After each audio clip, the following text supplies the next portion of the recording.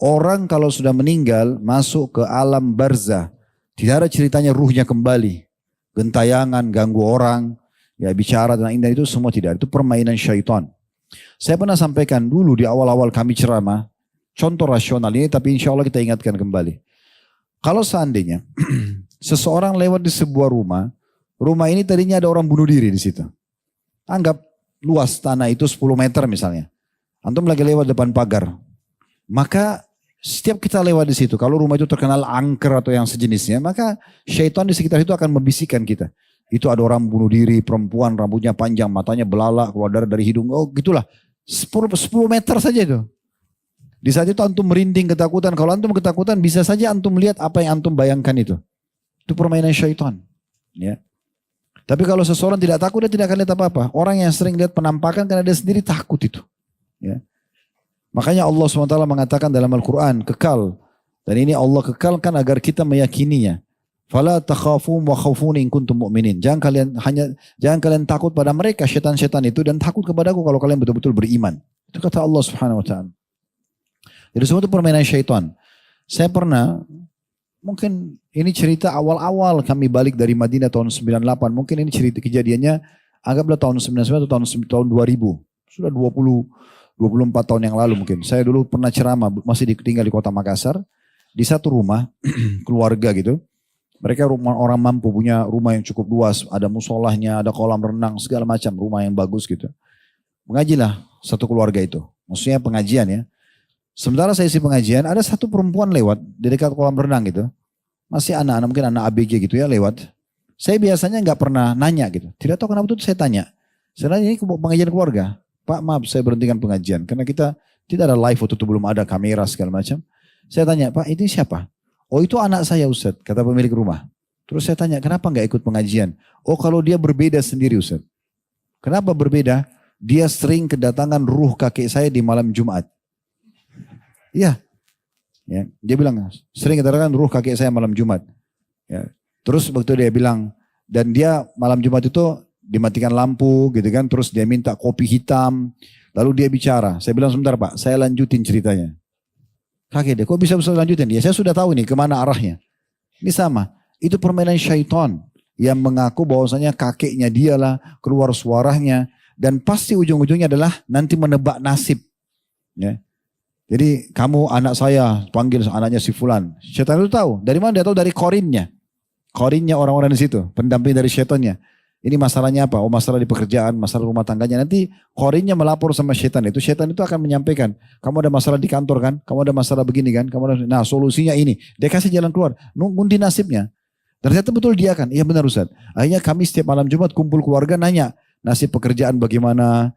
Nanti masa depan bagaimana? Nah itu yang diinginkan itu kesyirikan. Supaya manusia bergantung pada syaitan. Gak ada yang tahu hal yang gaib itu. Kalau seandainya ruhnya orang yang sudah meninggal bisa kembali, nggak usah dia masuk ke badan depannya, langsung aja dia sikat itu yang bunuh itu. Hah? Iya nggak? Ngapain ke sini baru ke situ? Langsung aja ini yang masalah, ini yang membunuh. Langsung aja datang ke sini. Cekik langsung. Bukan antum ya. Kenapa harus di sini dulu baru ngomong? Kenapa enggak langsung aja? Atau masuk ke polisi aja sekalian, penyidiknya. Kan gitu. Ini permainan semua. Dan makin kita yakin itu makin berpencar, makin banyak. Syaitan pada panggil temannya, ini semua lemah nih, ayo datang. Kesurupan semuanya. Itu permainan syaitan itu. Ya. Jadi gak ada dalam Islam. Dalam sebuah hadis Bukhari dijelaskan, kalau seseorang meninggal dunia, kalau dia orang beriman, maka akan datang kepadanya 3 sosok malaikat.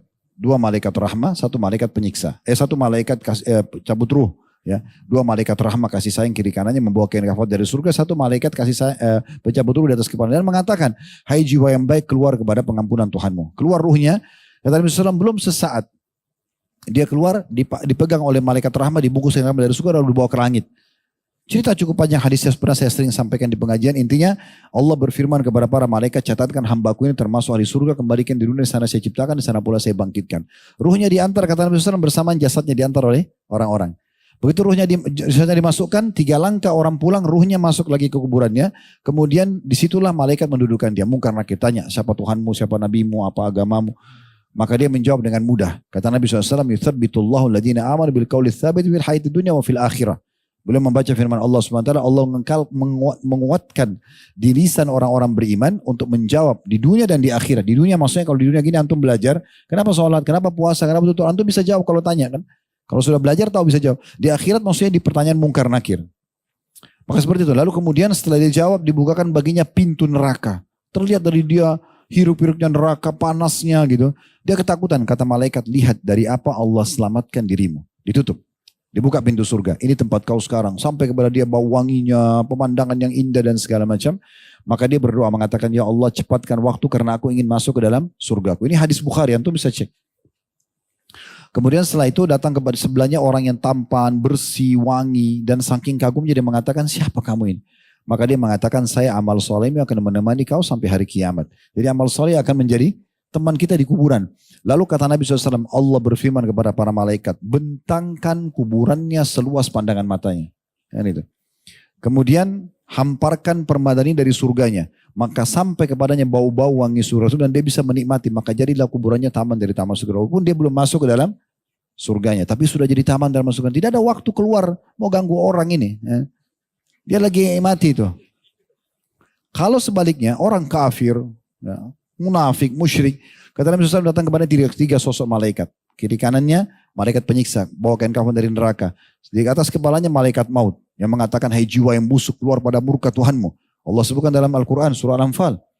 Kalau seandainya kalian bisa melihat bagaimana dahsyatnya para malaikat mencabut ruhnya orang-orang kafir dengan menghantam wajah dan bokong mereka dan dikatakan rasakanlah panasnya api neraka. Ya.